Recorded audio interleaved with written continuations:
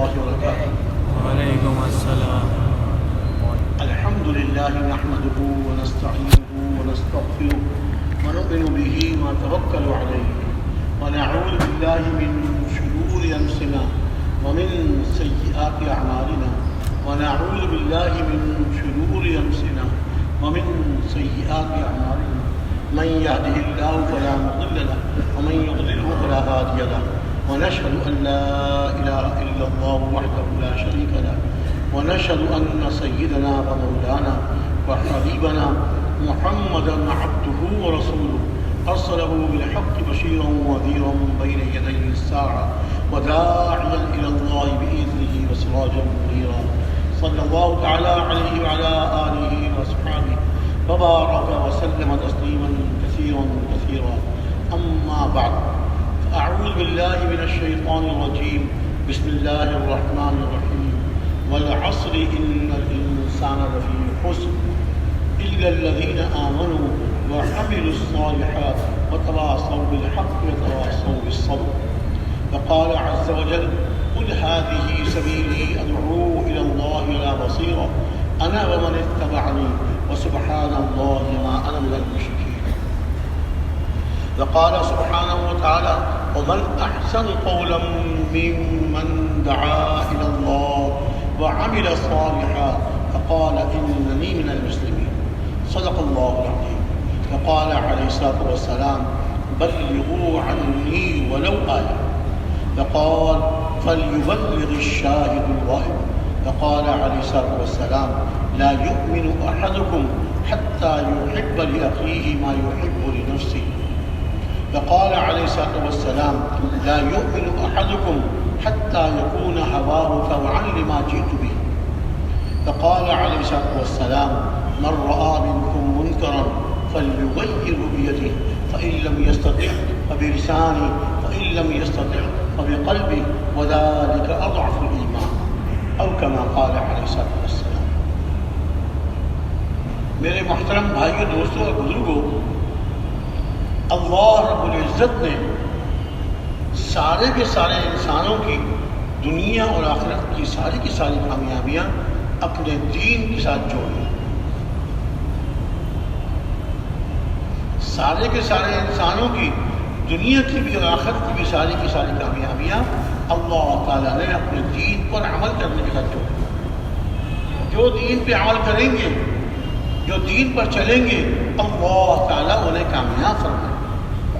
اور جو دین کو چھوڑ کر زندگی گزاریں گے، چاہے وہ کتنے بڑے عہدے والے ہوں اور چاہے کتنے زیادہ مال دولت والے ہوں اور دنیا کی کتنے زیادہ اسباب والے ہوں، وہ یقیناً ناکام ہوں.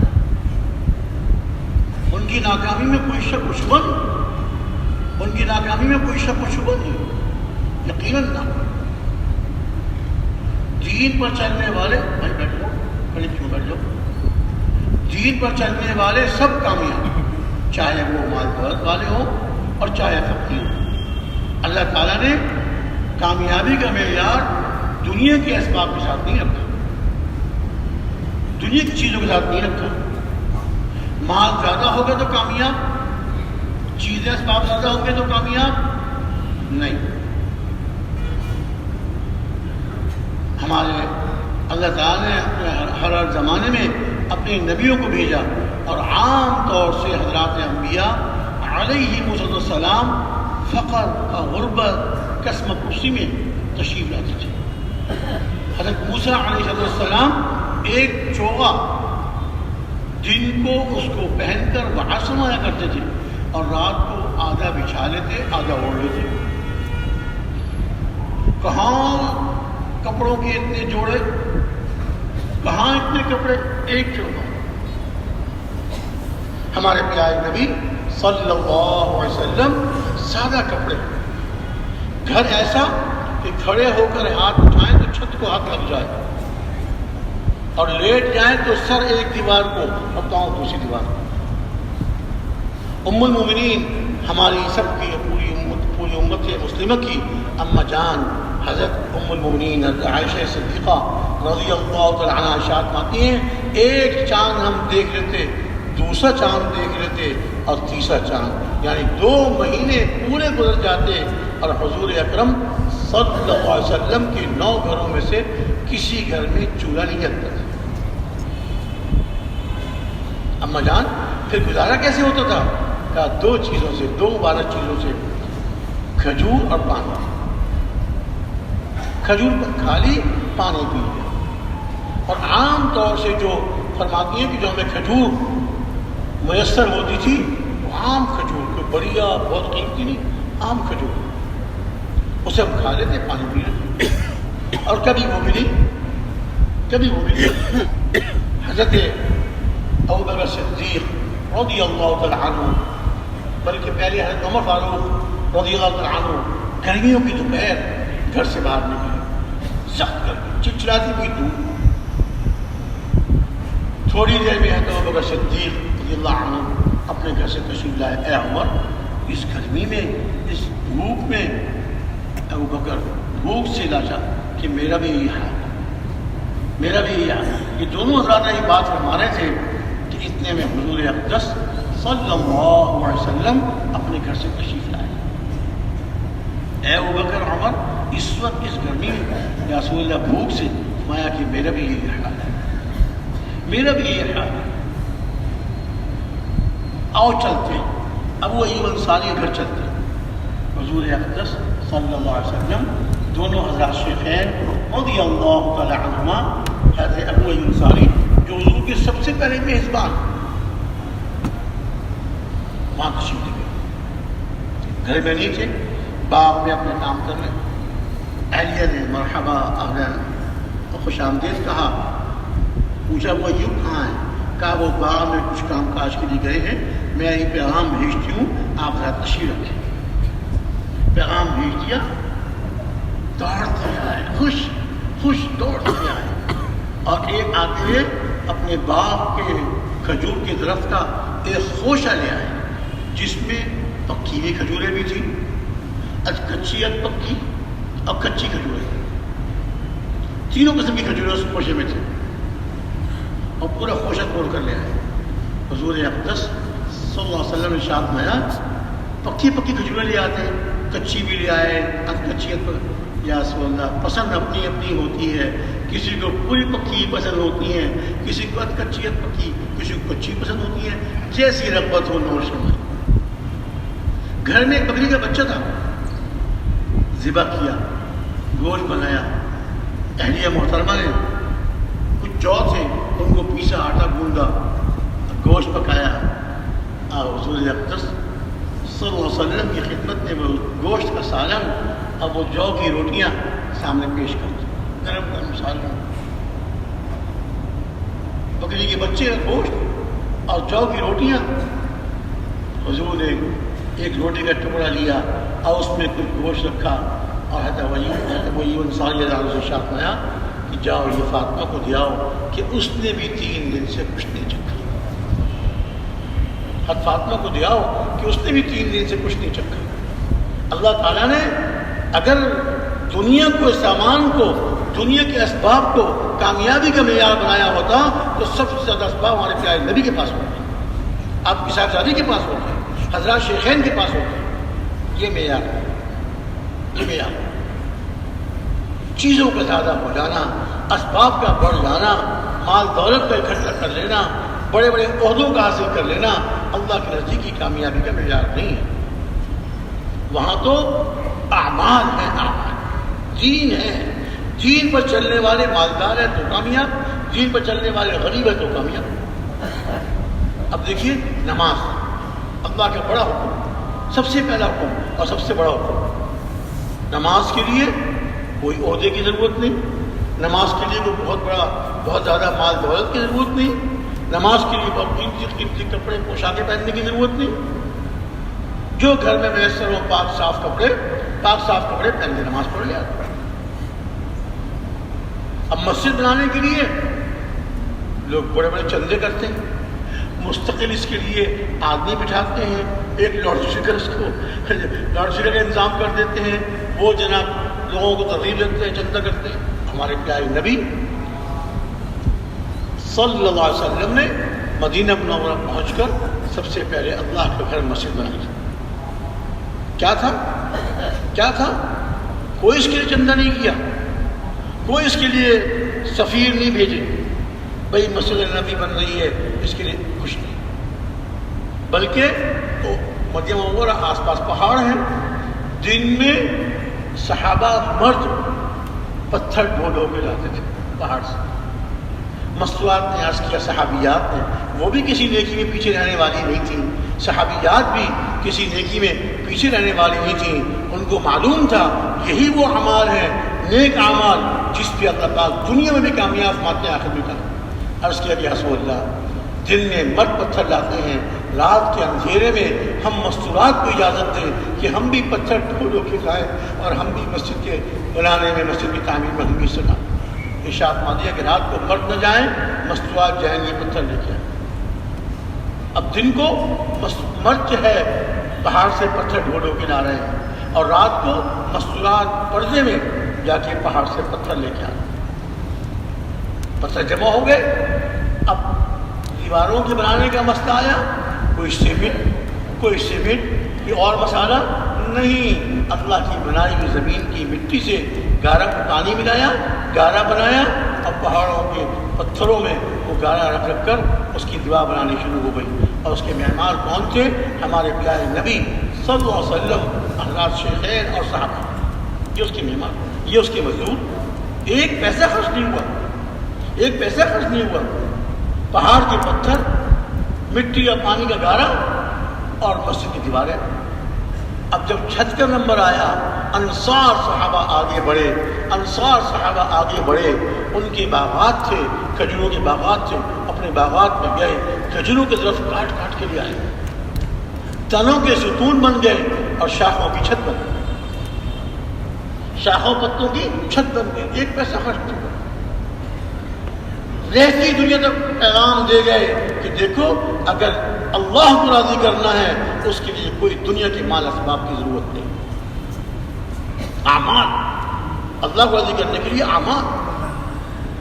اب وہ چھت ایسی تھی، درخت کی شاخوں کی، پتوں کی، ہلکی بارش ہوتی تو اس سے رک جاتا پانی، اگر تیز بارش ہوتی تو چھت ٹپکتی تھی. کھجور کی شاخوں کی چھت تھی، اس میں کون سے پانی کے روکنے کی طاقت تھی؟ تیز بارش ہوتی تو چھت ٹپکتی، اور نیچے کچا فرش تھا، مٹی کا فرش تھا. اس میں جب بارش کا پانی مل جاتا تو گارا بن جاتا، کیچڑ ہو جاتی. اور ہمارے پیارے نبی صلی اللہ علیہ وسلم، سرکار دو عالم محمد مصطفیٰ احمد مجتبیٰ صلی اللہ علیہ وسلم اسی گارے میں نماز پڑھتے تھے. دو جہاں کے سردار، اللہ کے محبوب سید الکونین اس کیچڑ میں نماز پڑھتے تھے. ایسی دنیا تک پیغام دے دیا کہ دنیا کے سارے سامان کے لیے کامیابی کی ضرورت نہیں ہے. کامیابی کے لیے اعمال، کامیابی کے لیے اعمال.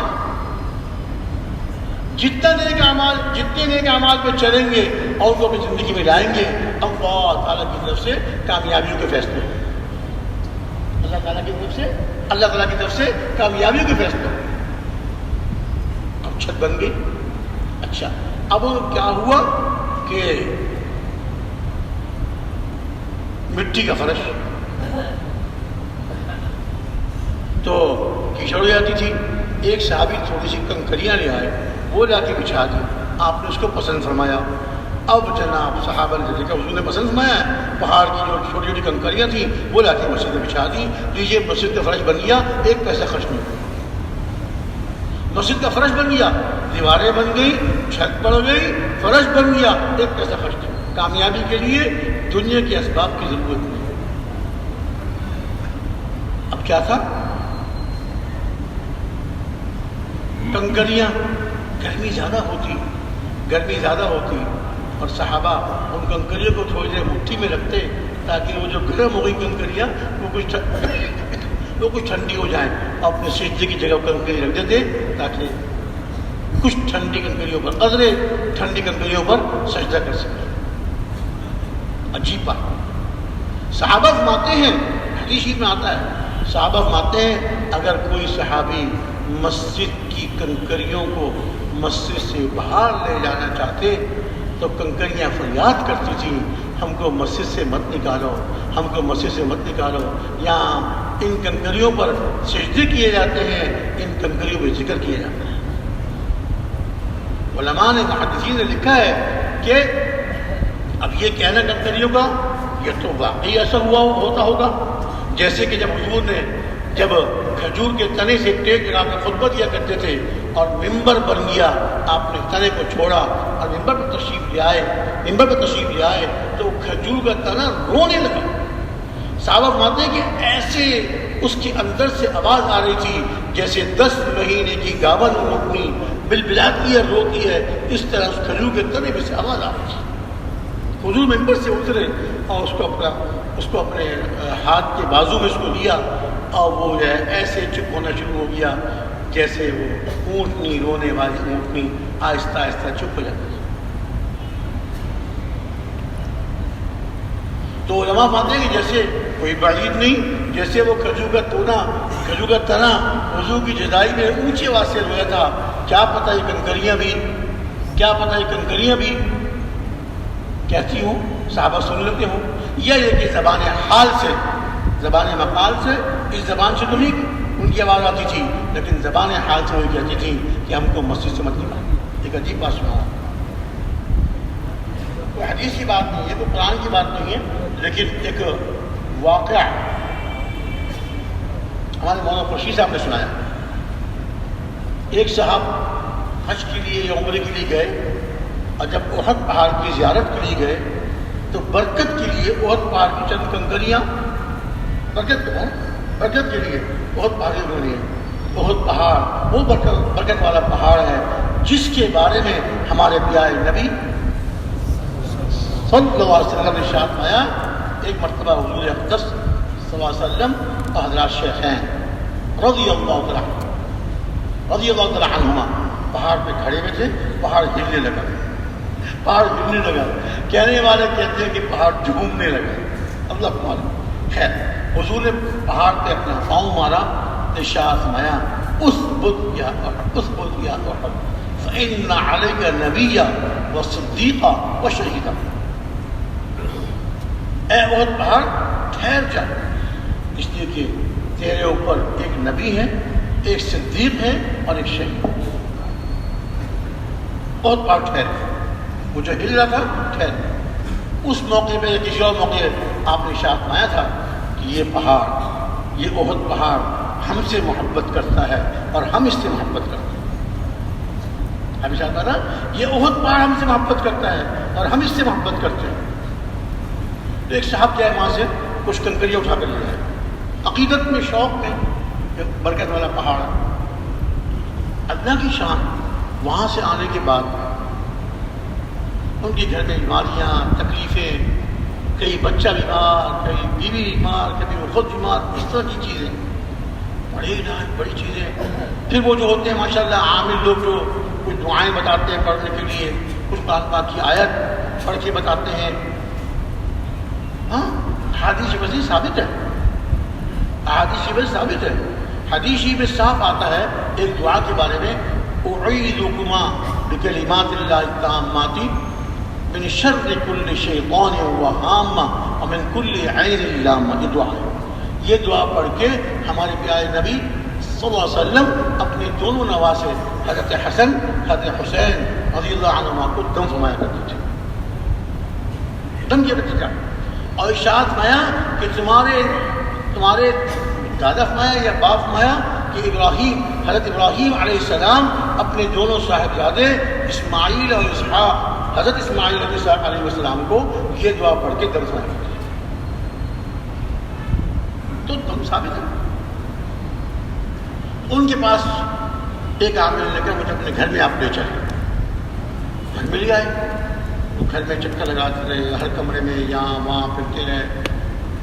پھر ایک کمرے میں پھرتے اور دیکھا ڈبہ رکھا ہوا سامنے تاپ میں، یہ کیا ہے؟ انہوں نے کہا یہ ڈبہ ہے، اس میں چند کنکریاں ہیں جو میں احد پہاڑ سے اٹھا کر لایا تھا، برکت کے کا اتاری ہے ڈبے کو ڈبہ اتارا، اسے کھولا تو وہ کنکریاں گیلی تھیں، بھیگی بھی تھیں۔ عامل نے کہا یہ کنکریاں رو رہی ہیں اس لیے کہ آپ ان کو اس احد پہاڑ سے جدا کر کے لے آئے ہیں. یہ اس پہاڑ کے، اس برکت والے پہاڑ کے فراق میں کنکریاں رو رہی ہیں. آپ جتنی جلدی ہو سکے، کوئی عمرے کے لیے جا رہے ہوں یا حج کے لیے جا رہے ہوں، ان کنکریوں کو بھجوا دیں کہ جا کے وہ احتیاط سے احد پہاڑ کے پاس ڈال. وہ کنکریاں بھیجی. اللہ نے فضل مایا کہ یہ اللہ کی طرف سے ہے، کرنے والے تو اللہ ہے. عرض میں نے کر رہا تھا کہ حدیث میں آتا ہے کہ جب بعض صحابہ نے کنکریاں جب مسجد سے نکالنے کا ارادہ کیا تو ان کنکریوں نے کہا ہمیں مسجد سے مت نکالو، مسجد کے رہنے. بات کیا ہے؟ اعمال پر اللہ فیصلے فرماتا ہے. اعمال پر اللہ فیصلے فرماتا ہے. جیسے عمل ویسے اوپر سے فیصلے. اچھے عمل موافق فیصلے، خدا نہ خواستہ برے اعمال خلاف فیصلے. پچھلی قوموں کے واقعات اللہ رب العزت نے قرآن شریف میں جگہ جگہ ارشاد فرمایا. حضرت موسیٰ علیہ السلام اور فرعون کے واقعے کو اللہ تعالیٰ نے غالباً قرآن پاک کے 30 پاروں میں سے ہر پارے میں کسی نہ کسی اسلوب سے اللہ نے بیان سنایا. اور انبیاء علیہ السلام کے واقعات، ان واقعات سے یہ بات پتہ چلتی ہے کہ حضرات انبیاء علیہ السلام اور ان کے ماننے والے، ایمان لانے والے، جو عمل کرنے والے تھے، اللہ تعالیٰ نے جب قوموں کے نہ ماننے پر، ان کی ہٹ دھرمی اور ان کی ضد پر اللہ نے قوموں کو ہلاک کیا. اپنے نبی اور ایمان لانے والوں کو اللہ نے صاف بچا. ان کی بات فرمائی، ان کی بات فرمائی، باوجود کہ ان کے پاس اسباب نہیں تھے، لیکن اللہ نے اپنی قدرت سے ان کی بات فرمائی اور نہ ماننے والے ہٹ دھرم اور ضدی لوگوں کو اللہ نے تباہ برباد کیا. غزوہ خندق میں مکہ مکرمہ کے کفار انہوں نے آپس میں طے کیا کہ اب ہم چلتے ہیں مدینہ منورہ، اور راستے میں جتنے آس پاس قبائل ہیں سب کو ہم ترغیب دیتے ہیں کہ سب مل کے چلو، سب مل کے چلو اور جا کر یک بار کی حملہ کریں گے. اور مدینہ منورہ کی اینٹ سے اینٹ، مفہوم ہے مدینہ منورہ کی اینٹ سے اینٹ پہ جانا اور یک بار سب کو ختم کر دو. بڑے سوچ کر آئے، بڑے سوچ کر آئے. حضور اقدس صلی اللہ علیہ وسلم کو اطلاع مل گئی. آپ فکر مند ہوئے کہ سارے قبائل جمع ہو کے آ رہے ہیں، اور جیسے سارے قبائل کو انہوں نے پیغام بھیجے اور ان کو اپنے ساتھ ملایا، مکہ مکرمہ کے کفار نے ایسے ہی جو مدینہ منورہ کے یہود تھے، بنو قریظہ، بنو نذیر، ان کو بھی پیغام بھیجا تم بھی ہمارے ساتھ مل کر، ہم باہر سے آئیں گے تم اندر سے، اور دونوں مل کر ان کو نعوذ باللہ ثم نعوذ باللہ. حالانکہ آپ جب مدینہ منورہ تشریف لائے تھے آپ نے یہود سے معاہدہ کیا تھا کوئی باہر سے دشمن آئے حملہ کرے تم نے ان کا ساتھ نہیں دینا. معاہدہ ہو گیا تھا آپس میں. لیکن جب قریش نے پیغام بھیجا تو بنو قریظہ نے عہد شکنی کی، عہد کو توڑ کفار سے مل گئے. اب حضور کو بہت فکر کیسے مقابلہ کریں ان کا. حضرت سلمان فارسی رضی اللہ تعالیٰ عنہ فارس کے رہنے والے، انہوں نے مشورہ دیا کہ یا رسول اللہ، ہمارے ملک میں جب ایک بڑا دشمن اس کا خطرہ ہوتا ہے آنے کا اور اس کی یعنی حملہ آور ہونے کا خطرہ ہوتا ہے، تو ہم اپنے شہر کے ارد خندق کھود کے اس سے بچاؤ کرتے ہیں. آپ کو رائے پسند آئی. کیا ہوا؟ خندق کھود لی. اب وہ سارے قبائل مل کر آئے، وہ دیکھ کے حیران ہو گئے. عرب کے ملک میں تو اس طرح کی کوئی بچاؤ کی شکل نہیں ہوتی تھی، دیکھ کے حیران ہوئے. اب وہ خندق ایسی تھی کہ اس طرح مسلمان صحابہ ادھر کفار، خندق کو پھیلان نہیں سکتے تھے، چوڑی اتنی تھی. اور اگر خندق کے اندر اترنے کی کوشش کرتے تو یہاں سے صحابہ تیر برساتے. حضور کو بہت فکر تھی کہ ادھر سے بیرونی دشمن لیکن اس سے زیادہ آپ کو یہود کی طرف سے فکر ہے. جب اعمال اختیار کرتے ہیں اللہ کے حکموں پر اپنی زندگی کو لاتے ہیں، پیارے نبی صلی اللہ علیہ وسلم کے طریقوں پر اپنی زندگی لاتے ہیں، اور پھر اس کے لیے محنت کرتے ہیں کہ اللہ کے حکم اور پیارے نبی کے طریقے اس دنیا میں عام ہو جائیں، ہر مسلمان اس میں چلنے والا بن جائے. جب یہ محنت اپنا اوڑھنا بچھونا، اپنا جینا مرنا اس مبارک محنت کے ساتھ کر لیتے ہیں کہ اللہ کی رحمت اور اللہ کی طرف سے برکتیں اور اللہ کی طرف سے مدد نازل ہوتی ہیں. آج امت نے اس مبارک محنت کو چھوڑ دیا، نقصان کیا ہوا کہ امت میں سے دین نکل گیا، اور دین نکلا تو اس سے بڑا نقصان امت اللہ کی مدد سے محروم، امت اللہ کی مدد سے محروم ہو گئی. کیونکہ اللہ کی مدد تو دین کے ساتھ ہے، اعمال کے ساتھ ہے. اچھا، اب صحابہ تو ماشاءاللہ 100% اپنی جان مال اپنی ساری صلاحیتیں اس مبارک محنت میں کھپانے والے تھے. اللہ کی مدد آئی. ایک قبیلے والے جو کفار کے ساتھ مل گئے تھے، مکہ مکرمہ مدینہ کے راستے کے قبیلے والے تھے، ان کے سردار رات کے اندھیرے میں چپکے سے حضور کے پاس آئے. یا رسول اللہ، میں مسلمان ہونا چاہتا ہوں. اللہ نے اپنی مدد کس طرح فرمائی؟ ایک قبیلے کے سردار کے دل میں اللہ نے ایمان ڈال دیا، ایمان کی محبت ڈال دی. خاموشی سے رات کے اندھیرے میں حضور کے پاس آ گئے. یا رسول اللہ، میں مسلمان ہونا چاہتا ہوں. کہنا پڑ کے مسلمان ہو گئے. پھر پوچھا کہ یا رسول اللہ، آپ چاہتے ہیں کہ جو مکہ مکرمہ کے کفار اور یہ یہود، ان کی آپس میں جو ساز باز ہو گئی ہے، ان میں توڑ ہو جائے؟ اور میں کیا، چونکہ آپ کو بہت خطرہ تھا، باہر کے دشمنوں سے بھی خطرہ تھا، لیکن اس سے زیادہ آپ کو خطرہ کہ اندر کے دشمن. کہتے ہیں جو اندر کے دشمن ہوتے ہیں وہ آستین کے سانپ ہوتے ہیں، آستین کے سانپ ہوتے ہیں. ان سے آپ کو زیادہ خطرہ تھا کہ یہود جو ہے یہ کوئی نقصان نہ پہنچائے. کہ رسول اللہ مجھے اجازت دیجیے، میں کچھ تھوڑی سی آپ کی شان میں کوئی بات کر لوں، ان کو توڑنے کی. آپ نے کہا اجازت، بس میں بہت اچھا. اب رات کے اندھیرے میں خاموشی سے نکلے حضور کے پاس سے اور پہنچ گئے یہود کے پاس. اب اندر سے مسلمان ہیں، ایمان لے آئے، کلمہ پڑھ لیا، ان کے پاس پہنچے. مجھے جانتے ہو؟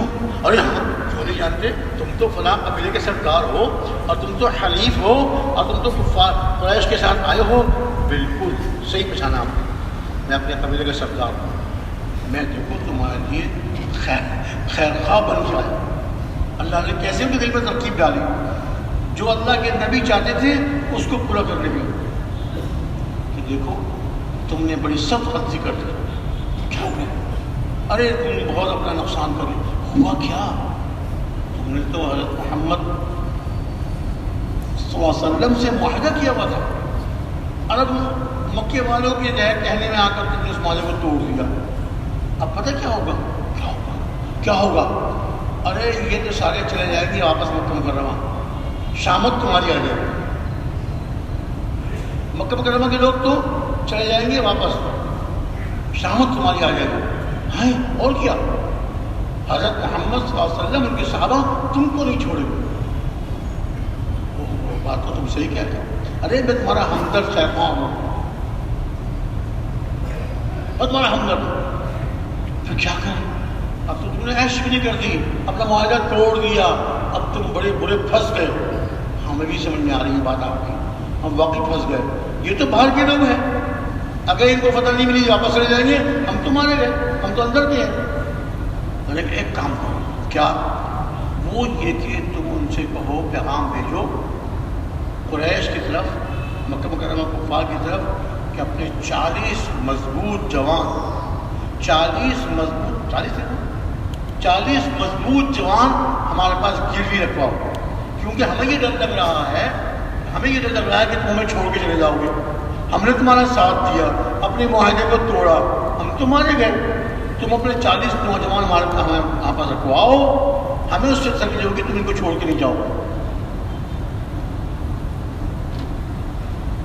دیکھو مجھے پتہ ہے یہ ٹھہریں گے نہیں، یہ واپس چلے جائیں گے، تم ان سے 40 جوانوں کا مطالبہ کرو گے کہ ہم یہ تمہارے 40 جوان گروی رکھیں گے تاکہ تم ہمیں چھوڑ کے نہ جاؤ، اور اگر تم 40 جوان دینے کے تیار نہیں ہو تو بس سمجھ لینا پھر ہمارا معاہدہ ختم۔ بالکل ٹھیک ان کو پکا کر کے راتوں رات اندھیرے میں نکل آئے وہاں سے یہودیوں کے پاس سے، اور پہنچ گئے سیدھے مکہ مکرمہ کے کفار کے پاس۔ مجھے جانتے ہو؟ ہاں ہاں تم تمہارے حلیف ہو، ہم تم کو لے کر آئے، تمہارے قبیلے کو لے کر آئے، ہم نے تم سے معاہدہ کیا ہے۔ ارے تم کچھ پتہ بھی ہے کیا کیا؟ ارے کس پہ بھروسہ کر لیا؟ کس پہ بھروسہ کر لیا تم نے یہود پہ بھروسہ کر لیا؟ پتہ ہے کیا ہو رہا ہے؟ اندر خانہ ان کے اندر بات چل رہی ہے۔ اللہ نے کیسی ترکیب سجائی ان کو؟ اندر خانہ بات چل رہی ہے، وہ تمہارے ساتھ نہیں رہے اور مل گئے حضرت محمد صلی اللہ علیہ وسلم سے۔ اور اس کی نشانی بتاؤ تم کو؟ ہاں ہاں بتاؤ۔ ارے تم بڑے بیوقوف نکلے، تم نے کن پہ بھروسہ کر لیا؟ اس کی نشانی یہ ہے کہ وہ تم سے مطالبہ کریں گے، وہ تم سے مطالبہ کریں گے کہ ہمیں اپنے 40 جوان دو، اور حضرت محمد سے معاہدہ پکا کرنے کے لیے وہ تمہارے 40 جوان ان کے حوالے کر دیں گے تاکہ وہ قتل کریں ان کو۔ ہاں اور کیا؟ میں تمہیں اندر کی بات بتا رہا ہوں، کسی کو بتانا نہیں۔ نہیں بالکل نہیں، بالکل نہیں۔ اب وہ ان کی طرف سے پیغام آنے والا ہے، دیکھو میرا نہ بتانا کسی کو۔ نہیں آپ بھول گئے، ہم آپ کو جانتے ہی نہیں ہیں۔ نہیں آپ دیکھ لیجیے گا، وہ اندر سے مل گئے حضرت محمد صلی اللہ علیہ وسلم کے ساتھ، ان کو یہ ڈر ہو گیا تم چھوڑ کے چلے جاؤ گے، تو اس لیے وہ تم سے 40 جوان مانگیں گے تاکہ وہ 40 تمہارے جوان مرد مسلمانوں کے حوالے کر دیں اور ان کی گردن اڑا دیں۔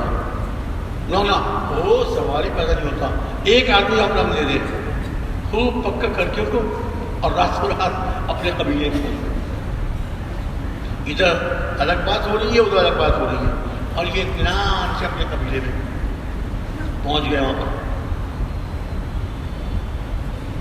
اب یہودیوں نے اپنے 2 آدمی بھیجے کفار کے پاس، 2 یا کتنے آدمی بھیجے، اور ان سے کہا کہ ہم نے تو بڑی غلطی کری، ہم نے تمہارے کہنے میں آ کر وہ جو معاہدہ ہم نے ان سے کیا ہوا تھا اور جو ہم سے معاہدہ کیا ہوا تھا ہماری حفاظت کا، وہ ہم نے توڑ دیا، تو ہمیں بہت ڈر لگ رہا، بہت ڈر لگ رہا کہ تم تو ہو باہر کے لوگ، تم چلے جاؤ گے مکہ مکرمہ، اور جو قبیلے والے راستے تمہارے ساتھ ہوئے ہیں وہ بھی چھوڑ کے چلے جائیں گے، اس لیے کہ جو حالات بن رہے ہیں خندق میں تم پار تو کر نہیں رہے، مقابلہ ہو نہیں رہا، جی جنگ چل نہیں رہی، اور یہ وقت لمبا ہو رہا ہے، تم چھوڑ کے چلے جاؤ گے اور ہم مارے جائیں گے۔ اب ایسا کرو، ہمیں یقین دلاؤ کہ تم ہمیں چھوڑ کر نہیں جاؤ، بلکہ اگر محمد نے ہمارے تک ارادہ کیا تو ہمارا دفاع کرو، اور اس کے لیے تم ہمیں 40 جوان دو تاکہ اپنی حفاظت کے لیے اپنے پاس رکھیں، تاکہ ان کو چھوڑ کے تم جاؤ گے نہیں، تمہاری قوم کے 40 ہوں گے، جوان ہوں گے لڑنے والے، ان کو چھوڑ کے تم جا نہیں سکو گے، وہ 40 جوان ہم کو دو تاکہ ہمیں تسلی ہو۔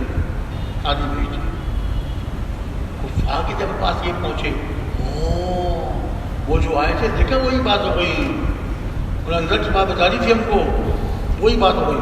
انہوں نے کہا جی ایسا ہو ہی نہیں سکتا، جا کے اپنے سرداروں سے کہہ دو، اپنے سرداروں سے کہہ دو 40 تو دور کی بات ہے، اپنا ایک آدمی نہیں لیں گے، چاہے ہمارے ساتھ معاہدہ رکھو یا ختم کرو۔ انہوں نے کہا دیکھو پھر سوچ لو، نہ ہم نے سوچ لو، ایک آدمی نہیں دیں گے آپ کو، لیجیے۔ اب ان دونوں کے درمیان پھوٹ پڑ گئی، جو حضور چاہتے تھے وہ اللہ تعالیٰ نے مدد فرمائی کہ قبیلے کے ایک سردار کو وہ ایمان کی دولت نصیب فرما کر ان کے ذریعے آپس میں یہودیوں میں اور کفار میں پھوٹ ڈلنا تھا۔ اللہ کی مدد، اللہ کی مدد۔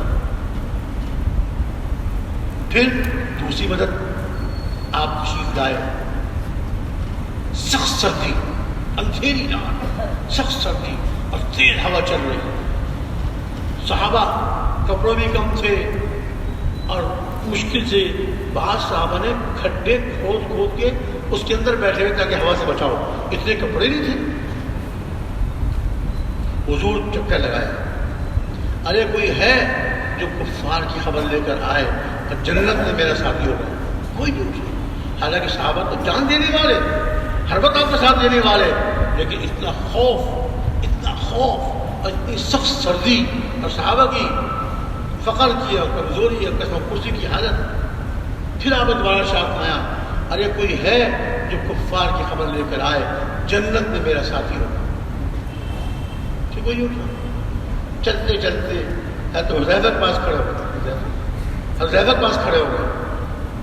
حضرت حذیفہ فرماتے ہیں کہ میرا حال یہ تھا کہ میرے پاس کپڑے بھی پورے نہیں تھے، ایک چادر میرے اوڑی بھی تھی، وہ بھی اپنی اہلیہ کی تھی، اتنی غربت۔ اس کو اوڑھ کر میں زمین سے چپکا ہوا تھا سردی اور ٹھنڈ کی وجہ سے۔ حضور میرے سر پہ کھڑے ہوئے، کون ہے یہ؟ حذیفہ؟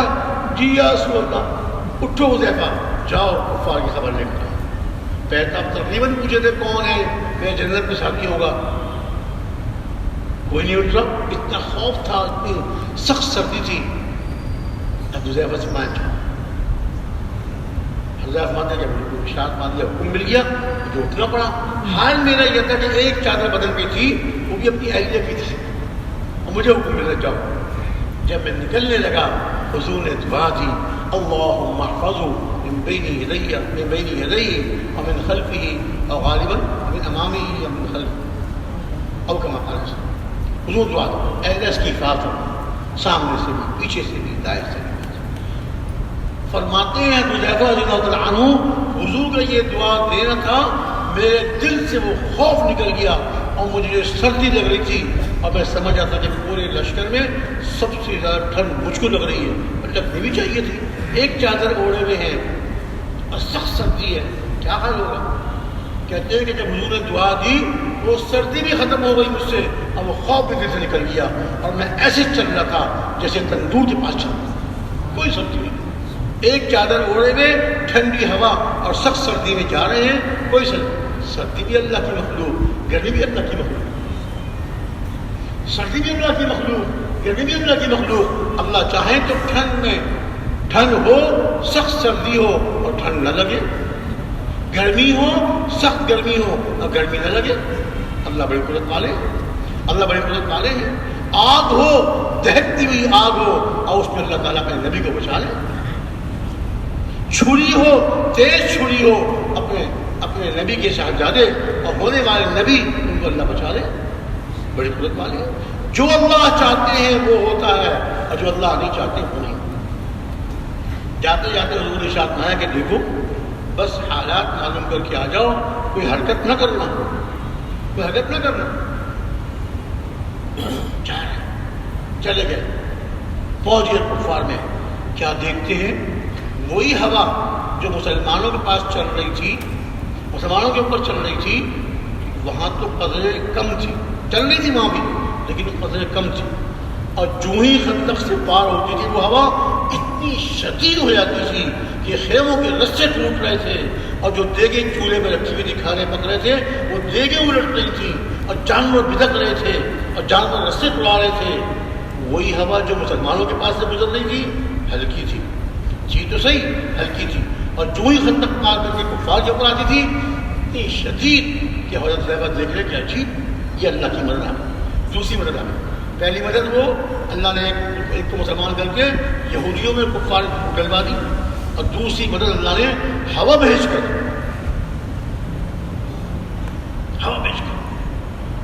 قرآن پاک میں اللہ تعالیٰ نے اس کا ذکر فرمایا ہے کہ اللہ تعالیٰ نے ہوا بھیجی اور وہ لشکر بھیجے جن کو تم نہیں دیکھ رہے تھے۔ اب حضرت صاحبہ پہنچ گئے، سارے کفار بیٹھے ہوئے تھے، آگ جل رہی تھی، کیا کریں کیا کریں، ہر طرف سے آواز آ رہی تھی، الرحیل الرحیل، چلو چلو کوچ کرو، نکلو یہاں سے۔ بڑے بڑے سردار، بڑے بڑے کافر جو بڑے تکبر سے اور نخوت سے آئے تھے سارے گھبرا گئے، اور ہر ایک کہہ رہا ہے چلو واپس چلو۔ اتنے میں کیا دیکھا، ابو سفیان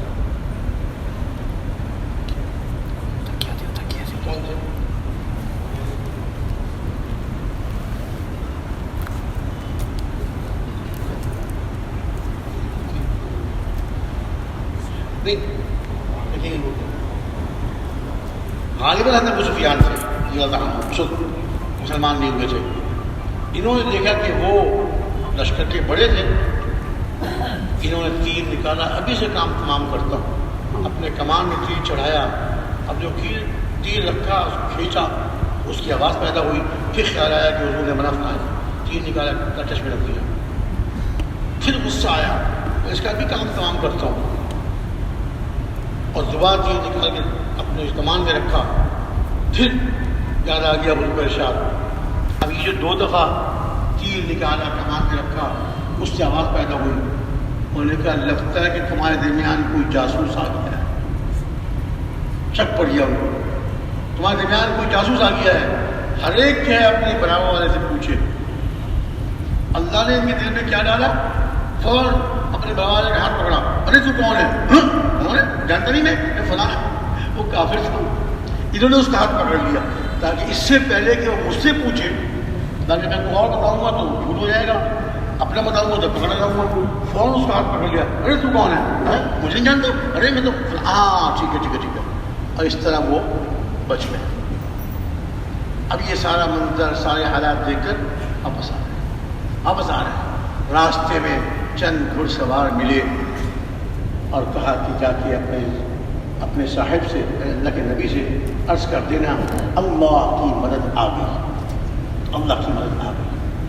اور وہی ہوا کہ اب وہ فیصلہ ہو گیا، چلو آپ پوچھو. تو عرض یہ کر رہا تھا اللہ رب العزت کی جب مدد آتی ہے تو اسباب ہوں یا نہ ہوں، اللہ کی مدد سے کام بنتے چلے جاتے ہیں. آج ہماری کتنے بڑے نقصان، کتنا بڑا امت کا المیہ، آج امت اللہ کی مدد سے محروم. اور اس کا واحد سبب اور ایک ہی وجہ، اب وہ کیا؟ امت نے وہ محنت چھوڑ دی جس محنت پہ رکھ کر اللہ تعالیٰ دین کو زندہ فرماتے ہیں. اور جب دین زندہ ہوتا ہے امت میں، پھر اللہ کی دین زندہ ہوتا ہے اور دین کے لیے محنت ہوتی ہے، پھر اللہ کی مددیں آسمانوں سے اترتی ہیں. وَلَوْ أَنَّ أَهْلَ الْقُرَىٰ آمَنُوا وَاتَّقَوْا لَفَتَحْنَا عَلَيْهِمْ بَرَكَاتٍ مِّنَ السَّمَاءِ وَالْأَرْضِ. اگر یہ بستیوں والے ایمان لے آتے اور تقوی اختیار کر لیتے، اللہ رب العزت ارشاد فرما رہے ہیں ہم ان کے لیے آسمان سے اور زمین سے برکتوں کے دروازے کھولیں. مسلمانوں کے، ایمان والوں کے کام تو اللہ کی مدد سے چلتے ہیں. روزی بھی اللہ ان کو غیب سے عطا فرماتے ہیں، ظاہری اسباب کے ذریعے بھی عطا فرماتے ہیں اور غیب سے بھی عطا فرماتے ہیں.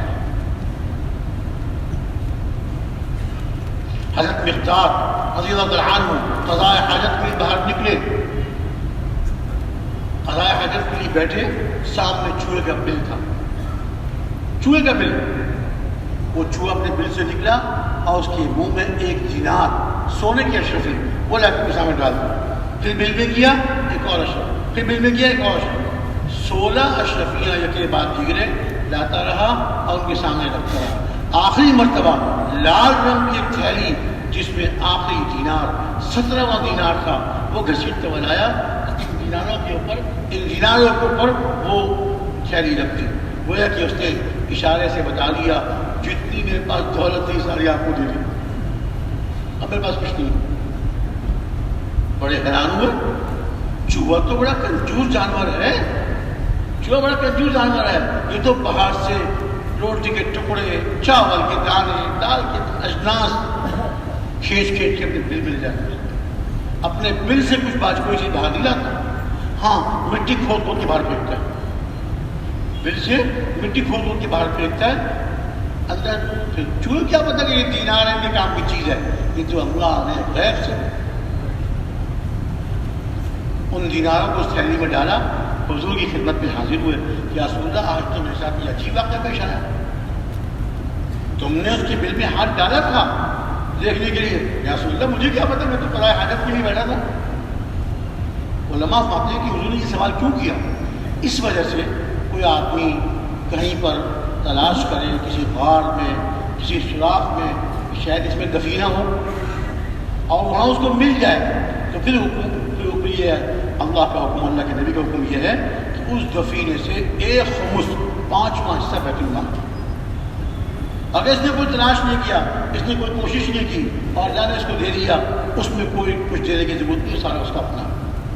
حضور نے پوچھا یا رسول اللہ مجھے کیا پتا، میں تو آپ بتایا ہے مایا کہ یہ وہ روزی ہے، یہ وہ روزی ہے جو اللہ تعالیٰ تقوی پہ عطا فرماتے ہیں، جاؤ تمہارے لیے حلال ہے۔ 17 دینار سونے کی اشرفیاں اللہ تعالیٰ نے اپنے غیب سے عطا فرمائی۔ اللہ آج بھی وہی ہے جو اس زمانے میں تھے، نہ اللہ تعالیٰ کی ذات عالی میں، نہ اللہ تعالیٰ کی اونچی صفات میں، نہ کبھی کمی آئی ہے نہ کبھی آئے گی۔ لم یزل ولن یزال حیا قیوما۔ کمزوری ہمارے ایمان میں، کمزوری ہمارے یقین میں، کمزوری ہمارے اعمال۔ میرے بھائی دوستوں اور بزرگوں، اگر ہم نے اپنی زندگی کو بنا لیا اللہ کے حکم اور پیارے نبی صلی اللہ علیہ وسلم کے طریقے، اس پر اپنی زندگی کو لے آئے، اپنی زندگی، اپنے بال بچوں کی زندگی، گھر کے باہر کی زندگی دین کے مطابق، گھر کے اندر کی زندگی دین کے مطابق، کاروباری زندگی دین کے مطابق، کوئی اللہ کا حکم نہ ٹوٹے، کوئی پیارے نبی کا طریقہ نہ چھوٹے، اس پر میں آ جاؤں، اپنے بال بچوں کو لاؤں اور اس کے لیے محنت کرنے والا بن جاؤں، اس کے لیے محنت کرنے والا بن جاؤں، پھر اللہ تعالیٰ غیب سے ان کے لیے انتظام کرنا، غیب سے جہاں سے آدمی سوچ بھی نہیں سکتا۔ وَمَن يَتَّقِ اللَّهَ يَجْعَل لَّهُ مَخْرَجًا وَيَرْزُقْهُ مِنْ حَيْثُ لَا يَحْتَسِبُ، کہ جو آدمی اللہ کا تقوی اختیار کرتا ہے، اللہ کا تقوی اختیار کرتا ہے، ارشاد فرمایا اللہ رب العزت ہر تنگی سے اس کے لیے راستہ نکالے، ہر تنگی سے راستہ نکالے۔ ہائے آج ہم کہاں پھنس گئے، آج روتے پھرتے ہیں، یہ پریشانی وہ پریشانی، یہ حال مجھ پہ آ گیا، کیا بتاؤں، بس مجھے لگتا ہے کہ کیا ہو گیا میرے ساتھ پتہ نہیں۔ پھر وہ علماء کے پاس جاتا ہے، عام لوگ کے پاس جاتا ہے، ہاں تمہاری بندش کر دی کسی نے، ارے وہ تو اللہ کا حکم تیرے خلاف ہے، اللہ کا حکم تیرے خلاف آیا، تو نے وہ زندگی چھوڑ دی، تو نے وہ زندگی چھوڑ دی، تو نے اس زندگی کو لانے کی محنت چھوڑ دی، اللہ تعالیٰ ناراض ہو گئے اور اللہ تعالیٰ نے زندگی کو تنگ کر دیا۔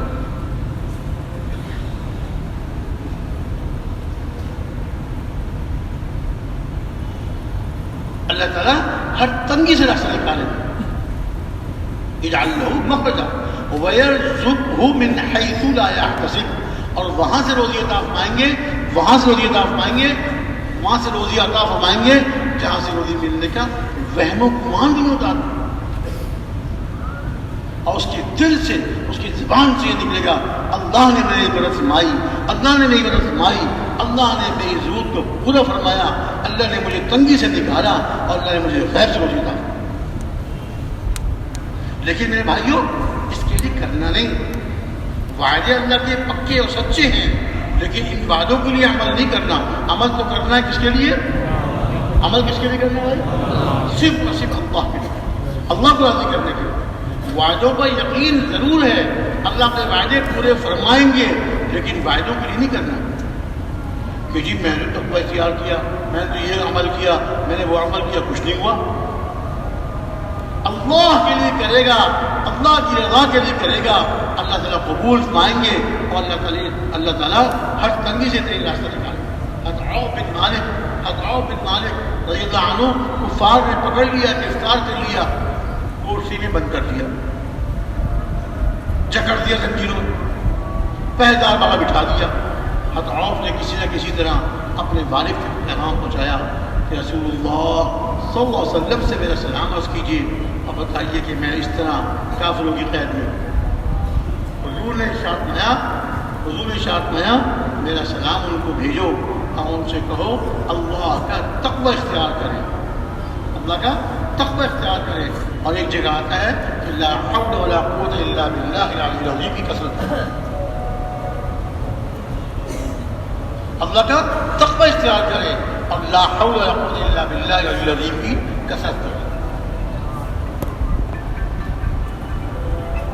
اب صحابہ تو سارے متقی، صحابہ کے تقوی میں کوئی شک نہیں، سارے صحابہ متقی رضی اللہ تعالی عنہم اجمعین۔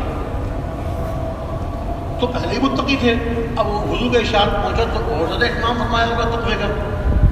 رات کو دل کوٹری بند تھے، کیا دیکھتے کہ وہ زنجیریں یا رسیاں جو بھی تھیں جس سے ان کو باندھا ہوا تھا وہ کھل گئی، اللہ کے حکم سے کھل گئی۔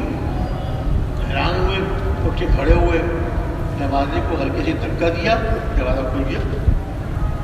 دروازے کو بند کر کے رکھا ہوا تھا، دروازہ کھل گیا۔ باہر جھانک کے دیکھا، سنتری تلوار برابر رکھ کے بے خبر سو رہا ہے۔ جی کہاں جائے گا، اندر بندہ ہوا ہے، دروازہ بند ہے، کہاں سے سو رہا ہے؟ چپکے سے باہر نکلے، دروازہ بند کر دیا۔ باہر نکل کے جو دیکھا تو سامنے انہی کافروں کا جنہوں نے ان کو پکڑ کے گرفتار کیا ہوا تھا، قید کیا ہوا تھا، ان کے باڑا تھا، اس میں ان کے جانور، بکریاں، اونٹ وغیرہ۔ دروازہ کھولا، ہش ہش، ان کو چلنے کی جو آواز ہوتی ہے وہ نکالی، سارے جانور ان کے آگے آگے، اور ان کو لے کے سیدھے صبح سے پہلے مدینہ منورہ پہنچے۔ ان کے جانور قید سے بھی آزادی مل گئی اور ان کے جانوروں کو بھی حق کر لیا۔ صبح کو تہجد میں والدین اٹھے، والدہ نے کہا کہ مجھے گھر کے باہر خوف کی آواز لگ رہی۔ باپ نے ٹھنڈی آنکھ بھری، میرا بیٹا خوف یہاں کہاں؟ تو کافروں کی قید، وہ شاید جانوروں کو سنبھال رہے ہوں گے، اس کی آواز ماں نے پہچان لی۔ ماں ہوتی، ماں کا دل ہوتا ہے، ماں کا دل ہوتا ہے۔ تھوڑی دیر بعد والد کو بھی کچھ آواز محسوس ہوئی، دروازہ کھولا، کھول کے باہر دیکھا تو صاحبزادے کھڑے، صاحبزادے دروازے کے باہر کھڑے ہوئے، گلے لگایا، پیار کیا۔ صاحبزادے نے سارا واقعہ بیان کیا، جانوروں کو سنبھالا۔ صبح ہونے کے بعد دونوں باپ بیٹے حضور کی خدمت میں حاضر ہوئے، سارا واقعہ بیان فرمایا، سارا واقعہ عرض کیا۔ حضور ارشاد فرمایا کہ یہ وہ روزی ہے، یہ وہ روزی ہے جو اللہ تعالیٰ تقوی عطا فرماتے ہیں، جاؤ تمہاری حلال استعمال کرو۔ ایمان والے، اعمال والے، ایمان والے، اعمال والے آج کن چیزوں میں پھنس گئے؟ اللہ کو چھوڑ کر اسباب میں لگ گئے۔ اللہ سے ایسا تعلق جوڑے، ایسا اللہ جو بٹھائیں، اپنی ہر ضرورت رو رو کے اللہ سے مانگیں۔ دیکھیے یہ ہماری کمزوری ہے، ہماری ایمان کی کمزوری، ہمارے یقین کی کمزوری، ہمارے اعمال کی کمزوری۔ آج ایک جوان کہتا ہے اپنے ہاتھ پر ہاتھ مار کر، میں اپنے قوت بازو سے کماتا ہوں۔ ارے بیوقوف، تیری کیا حیثیت، تو ہے کیا؟ جب تو بچہ تھا، ماں کے پیٹ سے دنیا میں آیا تھا، تیرا ہاتھ بھی نہیں ٹھہرتا تھا، گردن تیری نہیں سنبھلتی تھی۔ عام طور سے جانوروں کے بچے، گائے کا بچہ بچڑا پیدا ہوتا ہے، ٹانگوں سے کمزور ہوتی ہے، لیکن اپنے پاؤں پہ کھڑا ہو جاتا ہے، اپنی ٹانگوں پہ کھڑا ہو جاتا ہے، ایک کام سے رہتا ہے، کمزور ہوتا ہے، کھڑا۔ اور پھر دنیا میں آنے کے بعد اللہ تعالیٰ اس کو سمجھ دیتے ہیں کہ وہ اپنے ماں یعنی گائے کے تھنوں کی طرف جاتا ہے اور دودھ پینا شروع کرتا ہے، دودھ پینا شروع کرتا ہے۔ چڑیا کا بچہ انڈے سے نکلتا ہے، بہت کمزور، لیکن اس کو پتہ ہے کہ میری روزی میری ماں، میرے باپ، چڑیا ان کو پتہ ہے کہ یہ بہت کمزور بچہ ہے، اس کا بیٹا بہت کمزور ہے۔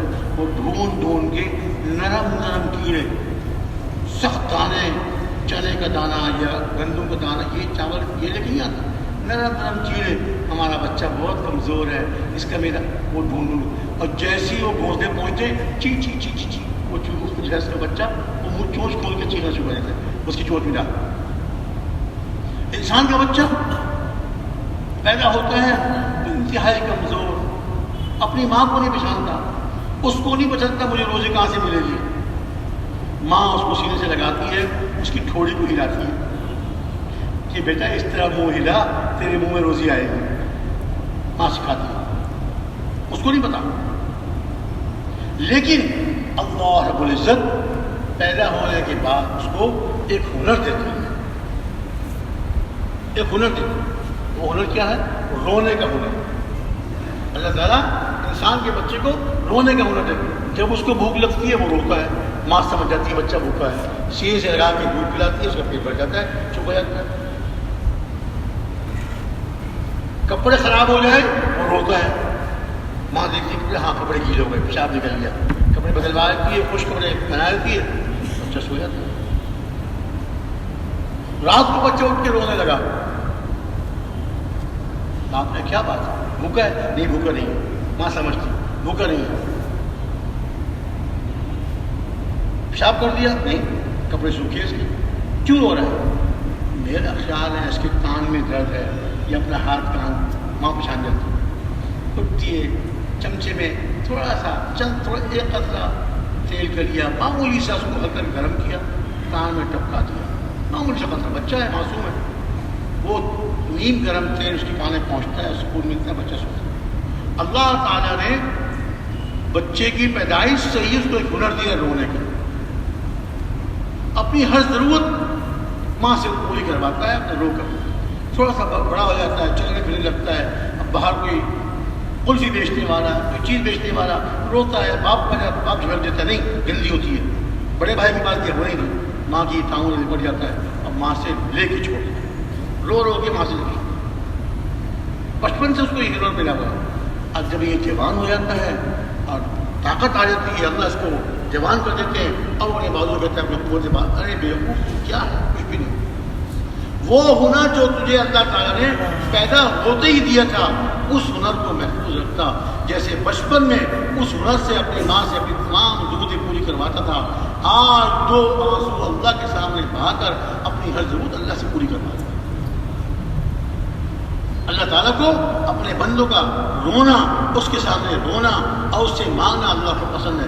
جو اللہ سے مانگتے ہیں اللہ اس سے خوش ہوتے ہیں، اور جو اللہ سے نہیں مانگتے اللہ اس سے ناراض ہوتے ہیں۔ جو اللہ سے مانگتے ہیں اللہ اس سے خوش ہوتے ہیں، اور جو اللہ سے نہیں مانگتے اللہ اس سے خوش نہیں ہوتے، ناراض ہوتے ہیں۔ تو میرے بھائی دوست بزرگوں، لیکن دعا قبول ہوتی ہے جب آدمی دین پر چل رہا ہو اور دین کو زندہ کرنے کی محنت کر رہا ہو، اس لیے کہ اس امت کی دوہری ذمہ داری، پچھلی امتوں کی ایک ذمہ داری تھی، دین پر چلو، اللہ کے حکم اور اللہ کے نبی کے طریقوں پہ چلو، کافی ہے۔ اور اس امت کی دوہری ذمہ داری ہے، اللہ کے حکم، پیارے نبی کے طریقے، خود اس پر چلو اور ایک ایک مسلمان کو چلانے کے لیے محنت کرو، اپنی جان، اپنا مال، اپنی ساری صلاحیتیں اس پہ کھپا دو، اپنی ساری صلاحیتیں اس میں کھپا دو، پھر دیکھو اللہ کی مدد کیسی آتی ہے، کیسے اللہ پر دل میں سکون آمد ہے۔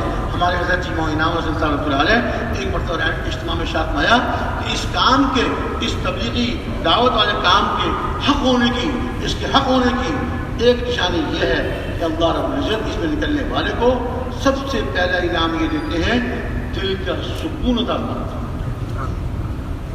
نکلنے سے پہلے طرح طرح کی پریشانیاں، مسائل، گھر کے مسائل، کاروباری مسائل، اور یہ اور وہ، جو اللہ کے راستے میں نکلا، اللہ کے رضا کے جذبے سے اللہ دل میں سکون عطا فرماتا۔ پھر مایا اگر یقین نہیں آتا نکل کر دیکھ لو، اگر یقین نہیں آتا نکل کر دیکھ لو، اللہ کیسے سکون عطا فرماتا۔ میرے بھائی دوست بزرگوں، بہت عظیم کام اللہ نے عطا فرمایا ہے، عظیم جدوجہد عطا فرمائی ہے، اور سچی بات تو یہ ہے، حق بات تو یہ ہے کہ اس محنت کا ہم حق نہیں ادا کرتے، اس محنت کا حق نہیں ادا کرتے۔ جیسے محنت کرنی چاہیے ویسے ہم محنت نہیں کر رہے ہیں، جس کا نقصان یہ ہو رہا ہے کہ اللہ رب العزت کی رضا اور اللہ کی مددیں اور اللہ کے دین کا زندہ ہونا وہ آج نہیں ہو۔ سچی بات ہے، اللہ تعالیٰ کی ذات عالی پر یقین کرتے ہوئے، اور ہم اس کو اپنا مقصد بنا لیں، اپنی زندگی کا مقصد بنا لیں، اپنا اوڑھنا بچھونا، اپنا جینا مرنا اس کام کے ساتھ کر لیں، پھر دیکھیے اللہ کیسے مدد کرے۔ آج کے اس دور میں بھی جن لوگوں نے اس کام کو مقصد بنایا، اپنے دنیا کام کرتے رہے، اس کے کرنے کے ساتھ ساتھ اس کام کو مقصد بنایا، اس کو اوپر رکھا، اس کو پہلے نمبر پہ رکھا، اور دنیا کے کام، دنیا کی ضرورتوں کو نمبر 2 رکھا، اس کے تابع کیا، اپنی آنکھوں سے اللہ کی مددوں کو دیکھا، اپنی آنکھوں سے اللہ کی مددوں کو دیکھا، اور اللہ نے ان کی مددیں غیب سے پوری فرمائی۔ دنیا کے سبب کو چھوڑا نہیں انہوں نے، دنیا کے سبب بھی اختیار کرتے رہے، لیکن اس پہ یقین نہیں رکھا، یقین اللہ تعالیٰ کی ذات ہے، اور محنت فرماتے رہے، اللہ رب العزت کی مددیں ان کے ساتھ بڑی عظیم محنت اللہ نے ہم کو عطا فرمائی ہے. اے اللہ تعالیٰ امت کو ہدایت نصیب فرمائے. اب امت اس پہ کھڑی ہو جائے, امت اس پر آ جائے. ہم سب جتنے یہاں بیٹھے ہوئے ہیں, ہم میں سے ہر ایک اس کا فیصلہ کر لے, اس کا عزم کر لے, آج کے بعد سے لے کر اور موت تک حضور کی مبارک محنت کو میں نے اپنی زندگی کا مقصد بنا کر انشاءاللہ. کیوں یہ عزم کرتے ہیں اس کا انشاءاللہ تعالیٰ؟ کون کرتے ہیں بھائی؟ ماشاءاللہ سب کا عزم ہے. دیکھیے اللہ کے وعدے سچے, اللہ کے رسول سچے, اللہ کے وعدے سچے, اللہ کے رسول کے ارشادات سچے. ان پر یقین کرتے ہوئے اور دین کی محنت کرتے ہوئے چلتے چلے جائیں, اپنی آنکھوں سے اللہ کی مدد کو دیکھتے چلے. ایک دین کی محنت کرنے والے آج کے اس دور میں حالانکہ سرکاری ملازم تھے, لیکن ماشاءاللہ تبلیغی معمولات کے ایسے پابند, دنیا ادھر سے ادھر ہو جائے کوئی ان کا معمول چھوٹتا نہیں تھا. نہ 2 گشت, نہ روزانہ کی تعلیم, 2 تعلیمیں گھر کی مسجد کی, اور نہ روزانہ مسجد میں وقت دینا, اپنے محلے میں محنت کرنا, ہر مہینے کا 6 روزہ. جو معمولات تبلیغی کبھی ان کے چھوٹتے نہیں تھے. جب ان کے ذمہ بیان لگتا تھا, پہلا جملہ ان کا یہ ہوتا تھا, اللہ رب العزت نے ہمیں ایسی عظیم محنت عطا فرمائی ہے, اس کے ساتھ اللہ کی بڑی عظیم مدد ہے. انجینئر تھے حکومت, تو حکومت نے مختلف انجینئر کو ٹھیکہ دیا. سیلاب شہر میں آ گیا, دریا کا سیلاب شہر میں آ گیا, بند باندھو. اب جو انجینئر ٹھیکہ لے لے, مٹی ڈالے, دریا کا پانی سے بھاگ لے جائے. ایک ٹرالی مٹی کی ڈالی, ٹرک ڈالا, پانی بھاگ لے گیا. حکومت نے ان سے کہا کہ آپ ٹھیکہ لیجیے. ٹھیک ہے. لوگوں نے اور انجینئر نے, کسی نے آپ سے 10 لاکھ لیے, کسی 15 لاکھ لیے. میں 5 لاکھ لوں گا, بند بنا دوں گا, اور جتنے پیسے بچ جائیں گے واپس کر دوں. یہ کون تھے؟ نیک آدمی, دین پر چلنے والے, دین کی محنت ایسی مضبوطی سے کرنے والے کہ دنیا ادھر سے ادھر ہو جائے, تبلیغی معمولات کوئی نہیں چھوٹتا تھا. جب وہ ٹھیکہ مل گیا, ایک پرچہ لکھا. پہلے 2 وقت نماز پڑھی, سب سے پہلے 2 وقت نماز پڑھی, دعا مانگی, اور اس کے بعد ایک پرچہ لکھا. کس کے نام؟ دریا کے نام. جیسے حضرت عمر رضی اللہ تعالیٰ عنہ نے دریا کے نام پرچہ لکھا, دریا نیل کے نام انہوں نے پرچہ لکھا. اے دریا, اگر تو اپنی مرضی سے چلتا ہے تو چل, جیسے مرضی چل. اگر اللہ تجھ کو چلاتے ہیں, اللہ کا بندہ اپنا نام لیے لکھا, فلاں اللہ کا بندہ, اللہ مجھے سوال کرتا ہے کہ تیرے رخ کو موڑ دو. پرچہ دریا میں ڈال دیا. اللہ تعالیٰ نے اپنی قدرت سے دریا کا رخ موڑ دیا, مٹی ڈالی, بند باندھ دیا. جو 5 لاکھ لیے تو ان میں جو پیسے بچے وہ جمع کر دیا. اگلے سال پھر سیلاب آ گیا. اب جو بند باندھے تھے ٹھیکیداروں نے, وہ ہنس رہے ہیں, ملا نے بند باندھا تھا, کئی پانی بھاگ لے جائے گا. تو ملا کا بند تو محفوظ رہا, اس داعی کا بند تو محفوظ رہا, باقی بند پانی سے بہہ گیا. یہ اللہ تھا. اور ان کا پہلا جملہ جب ان کے ذمہ بیان لگتا تھا, پہلا جملہ یہ تھا کہ اللہ رب العزت نے ہمیں بڑی عظیم جدوجہد کی ہے, اور اس کے ساتھ اللہ کی بڑی عظیم مدد ہے. ہائے افسوس, آج ہم نے محنت کو جیسے کرنا چاہیے ویسا نہیں کیا, اور ہم نے اس کو اپنا زندگی کا مقصد نہ بنایا, اور اس پر بھی جان مال نہیں لگائی, اپنی ساری صلاحیتیں اس میں نہیں کھپائیں. آج ہم کر رہے ہیں محنت, لیکن بس ٹوٹی پھوٹی.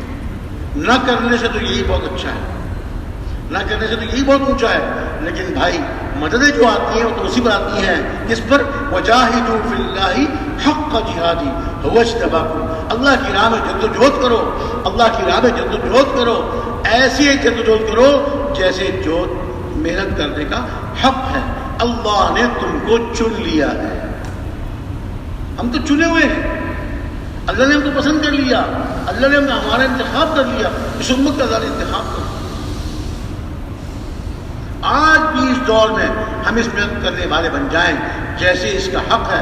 وجاہدوا فی اللہ حق جہادی, اللہ کی عزت کی مددیں اپنی آنکھوں سے ہم دیکھیں. سب تیار ہیں اس کے لیے بھائی انشاءاللہ؟ اب بتائیے, ارشاد فرمائیے کون کون سے بھائی نقد 4 مہینے کے تیار کھڑے ہو جائیں. لقد 4 مہینے کے لیے کون کون سے بھائی تیار؟ ہمت فرمائیں، کھڑے ہو جائیں، ہمت فرمائیں، کھڑے ہو جائیں. جی بھی فرمائیں.